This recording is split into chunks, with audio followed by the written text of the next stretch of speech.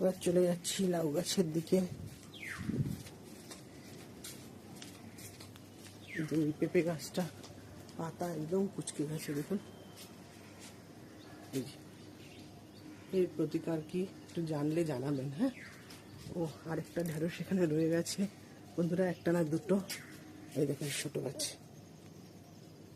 কত বড় দেখুন।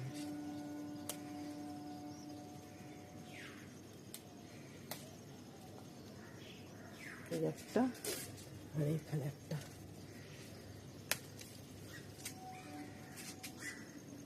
মানে 4টে না 5টা তুললাম, আর এই দুটো। এই দেখুন লঙ্কা গাছগুলো দেখুন কত সুন্দর ফুলে ভর্তি হয়ে গেছে,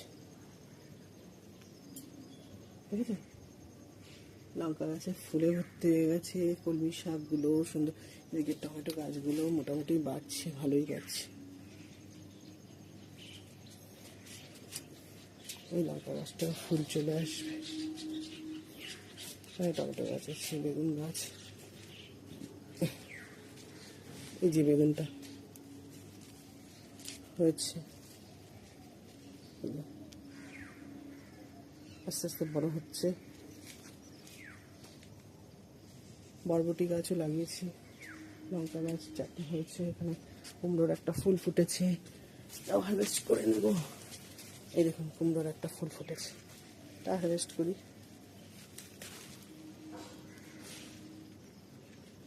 এই করিস না।